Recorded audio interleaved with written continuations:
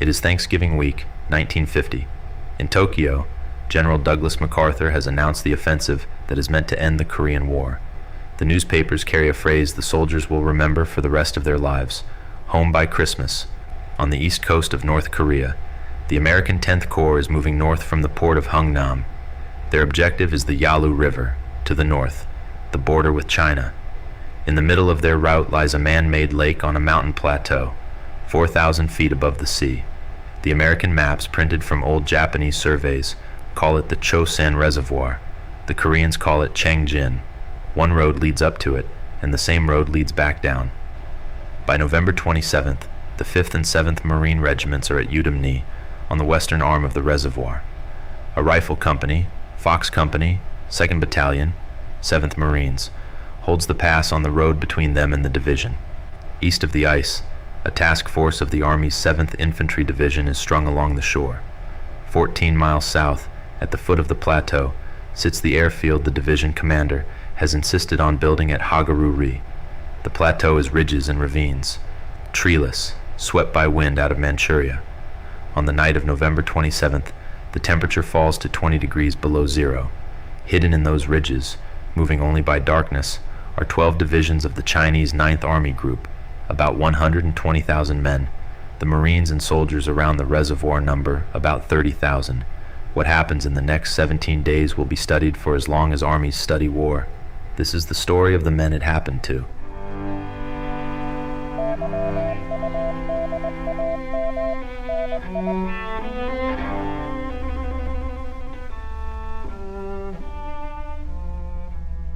The attack comes a few hours before midnight, November 27th. It begins with sound, whistles, bugles, and horns carrying across the frozen valleys. Then the ridgelines, west and north of Yudam-ni, come alive. The Chinese 9th Army Group has been told the Marines are the best the Americans have, and that destroying them will decide the campaign. Their columns attack in waves, on foot, into machine gun fire, at close range. By midnight, companies of the 5th and 7th Marines, on the hills above the town, are fighting hand-to-hand in the dark. The cold is the second enemy, and it does not take sides. Rifles freeze. The Marines learn to work the actions of their M1s every few minutes to keep them alive. Medical corpsmen carry morphine syrettes in their mouths to keep them from freezing solid.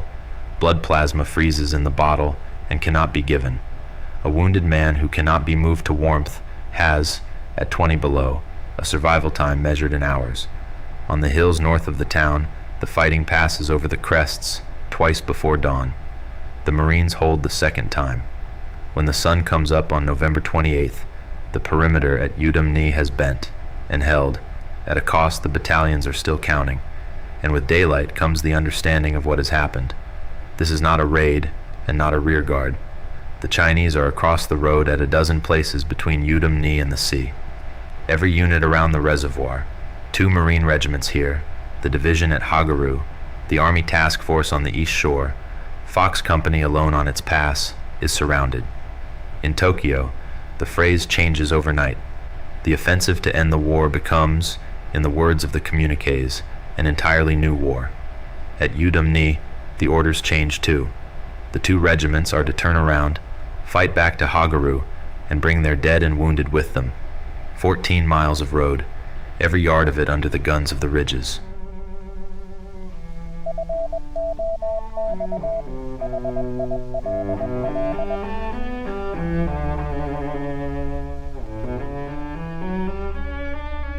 The road from Yudam-ni to Hagaru crosses one high place, Toktong Pass, and the hill that commands it has no name on the maps.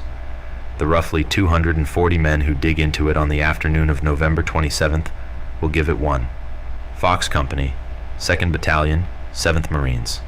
Their commander, Captain William Barber, is a veteran of Iwo Jima. He walks the position at dusk and orders the men to dig in on the frozen slope before they sleep. It is a decision that will be examined in Marine Corps classrooms for decades. They come at 1:30 in the morning.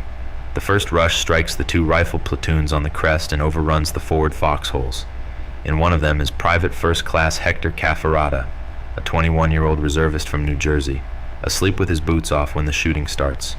He fights the rest of the night in his socks. His fire team is hit in the first minutes.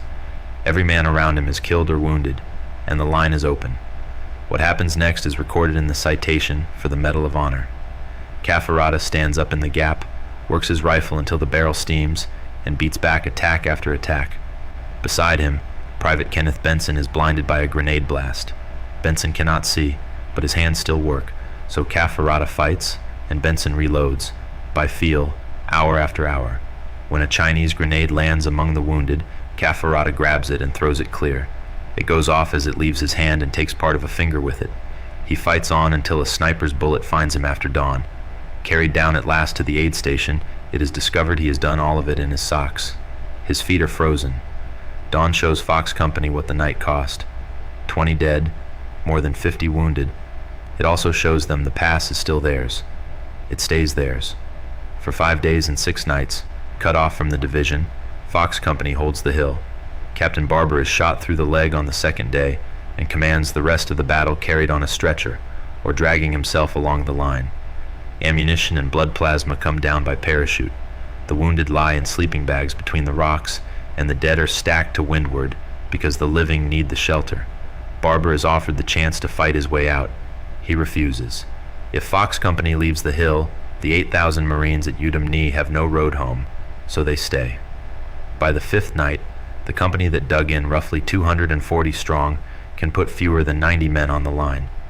The hill is still theirs when help comes, and help, when it comes, does not come up the road at all.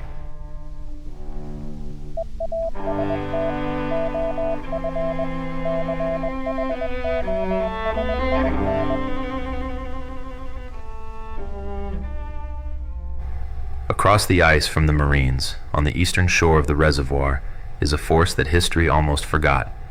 3,200 men, give or take.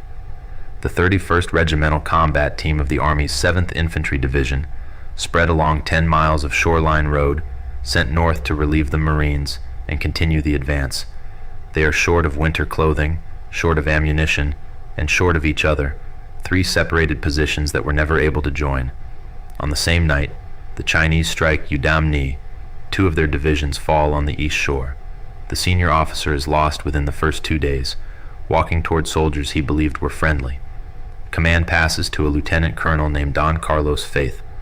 For 3 days and nights, his perimeter shrinks under attacks that come after dark and do not stop until morning. The wounded accumulate in trucks. There is no airstrip here and no road out, but the one the Chinese hold. On December 1st, in daylight, Faith puts every man who can still walk around a column of trucks filled with those who cannot, and attacks south. They run a gauntlet of roadblocks, with the ice on one side and the ridges on the other. At the head of the column, Faith leads the assaults personally, until the last roadblock. 30 yards short of it, he is mortally wounded. The column dies with him, a few miles from the Marine lines. What follows is one of the hardest passages in the American record of the war, and it happens on foot, on the ice. Through the night and into the next day, survivors cross the frozen reservoir alone and in small groups, walking, crawling, dragging each other toward the lights of Hagaru. Marines go out onto the ice to bring them in. Of the task force, some 1,050 reach the perimeter. 385 of them can still hold a rifle. The Army does not award Don Faith's Medal of Honor until 1951, and it does not bury him until 2013. His body lay near the reservoir road for 62 years. When it came home at last, to Arlington, his family was there to receive it. The men of Task Force Faith did not fail. They were spent, and the days they bought on the east shore were days the division used.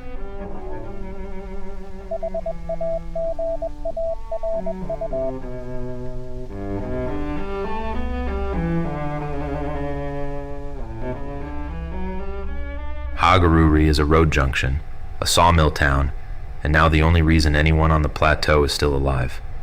Inside its perimeter, engineers have been carving an airstrip out of frozen earth, working around the clock under floodlights and lately under fire. The engineers' plan calls for 3,200 feet of runway. On December 1st, with the strip barely usable and far from finished, the first C-47 comes in anyway. It works. In 5 days, the airstrip lifts out some 4,300 wounded men. Replacements and ammunition fly in on the return trips. Men too hurt to fight leave the plateau over the heads of the army that surrounded them.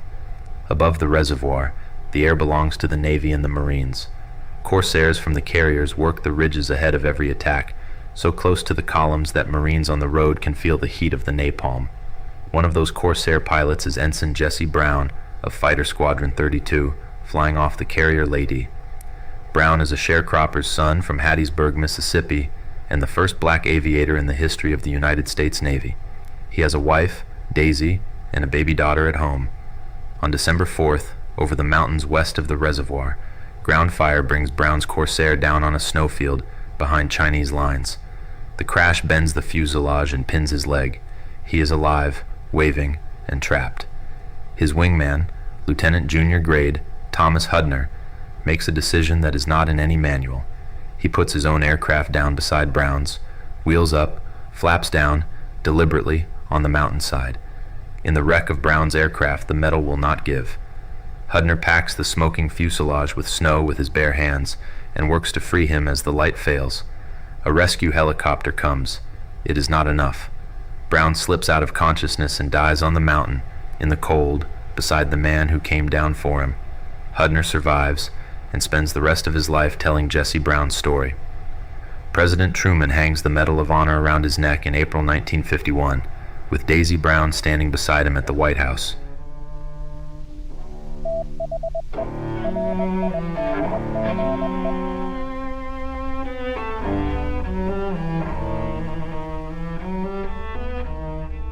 At Yudam-ni, the breakout south begins, and the first problem is Fox Company's Pass, still surrounded, still holding, miles of blocked road away. The commander of the 7th Marines decides the road is the one way not to go. Instead, Lieutenant Colonel Raymond Davis takes his 1st Battalion off the road entirely, into the ridges, at night, in a wind that drives the cold far below zero. The route is chosen for one reason. No one defends it, because no one believes a battalion can move through those ridges in the dark. At the point of the column for part of that march is 1st Lieutenant Kurt Chu-In Lee, a machine gun officer, the first Asian American commissioned officer in the Marine Corps.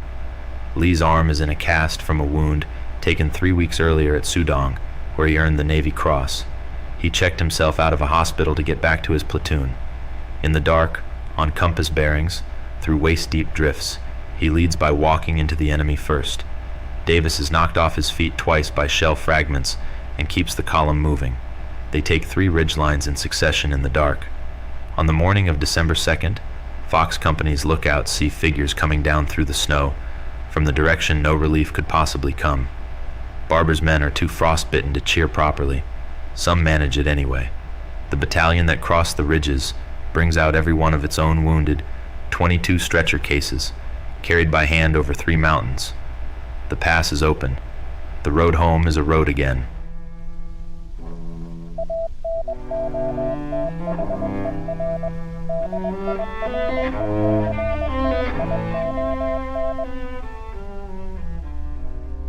By December 4th, the Yudam-ni regiments are inside the Hagaru perimeter, and for the first time in a week, the division is one body again. Ahead of it, 11 miles to Koto-ri, then the Funchalen Pass, where the road clings to a mountainside and drops 3,500 feet toward the sea. Behind and beside it, the remaining strength of the 9th Army Group. At Hagaru, correspondents flown in on the transports asked the division commander, General Oliver Smith, about the retreat. Smith's answer, as the Marine Corps records it, is this: retreat, hell, we're just attacking in another direction. It is not bravado. Surrounded, the only way out is through, and the division attacks south with tanks leading, artillery firing from the column itself, and its dead carried with it. Before the column leaves, the dead who cannot make the journey are buried at Koto-ri in a single field grave in frozen ground. The march to Koto-ri takes a day and a half of continuous fighting. Ridgelines change hands through the nights, and the Corsairs work overhead through every hour of daylight. On December 7th, the last elements close into Koto-ri in a snowstorm. South of them, at the penstocks below the pass, the Chinese have blown the one bridge for the 3rd and final time. There is now a gap of 29 feet in the road, a half-mile drop into the gorge beside it, and a division's worth of vehicles that cannot fly. What happens next has never been done in war before.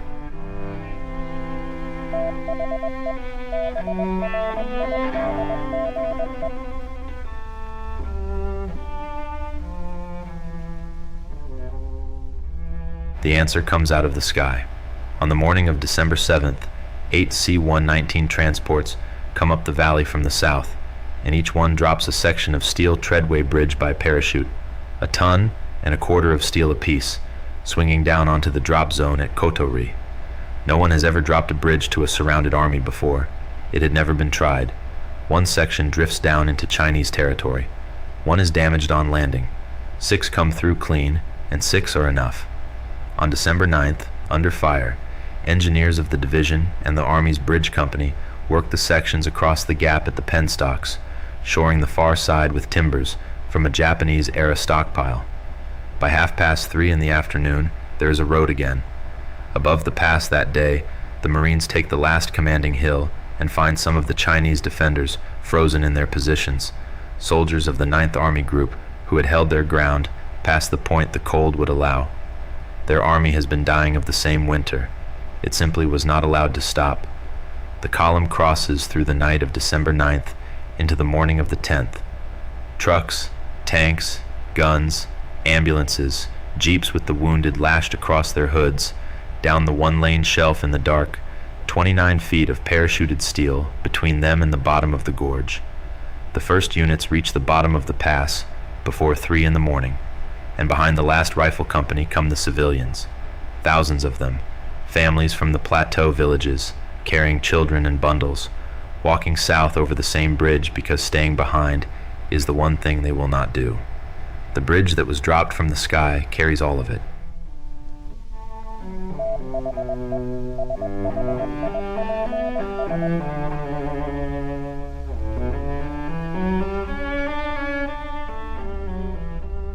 Hungnam, mid-December. The perimeter around the port shrinks by design, day by day, while the harbor fills with ships. Offshore, the guns of the 7th Fleet fire over the beaches, walling off the port with steel while the loading goes on. The plan had been to hold a beachhead. The decision instead is to take everyone. In 12 days, 105,000 soldiers and Marines, 17,500 vehicles, and 350,000 tons of cargo go out over the beach and the docks, and then there are the civilians.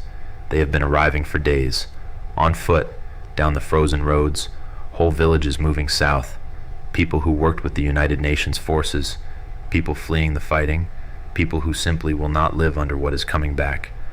By the 3rd week of December, there are nearly 100,000 of them pressed against the port. The ships take them too. The last merchant ship at the dock is the SS Meredith Victory, a freighter with cabins for 12 passengers. Her master is Captain Leonard LaRue. Looking down from the bridge wing at the crowd on the pier, LaRue gives an order his officers will repeat for the rest of their lives. Take them, all of them. For a day and a night, refugees climb aboard, into the holds, between the cargo, onto the hatch covers, packed standing. When the Meredith Victory sails on December 23rd, she carries about 14,000 people. There is no doctor aboard, no interpreter, no heat in the holds, and enough food and water for her own crew. The passage to Koja Island takes 3 days, through mined waters, in the cold. On the way, 5 babies are born in the holds. The crew delivers them by flashlight. Not one passenger is lost. 14,000 sail, 14,005 land. Behind them, on Christmas Eve, the last landing craft pull off the Hungnam beach, and the engineers blow the port, the docks, the cranes, the stores that could not be loaded. In a single rolling demolition, the ships can see for miles, out to sea. The campaign that began with Home by Christmas ends with Hungnam burning on Christmas Eve, and the ships steaming south, heavy with everyone they could carry.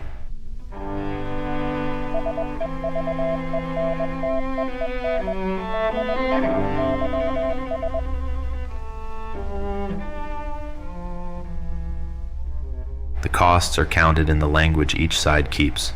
American battle casualties around the reservoir come to about 10,500, more than 4,000 of them Marines, with over 7,000 more Marines lost to the cold itself, frostbite, and feet that never fully healed. Task Force. Faith's numbers are inside those figures, and so are Fox Company's. The Chinese Ninth Army Group's own histories record more than 20,000 battle casualties, and some 30,000 more lost to the winter itself, 3 of its divisions effectively destroyed by the cold alone. American estimates run higher. The Army group that was to destroy the 1st Marine Division does not fight again for 3 months. Through Christmas week, the telegrams go out across the United States, to Hattiesburg, Mississippi, for Ensign Brown, to the Faith family, to the families of Fox Company, some with word of wounds and frostbite, and some with the other word.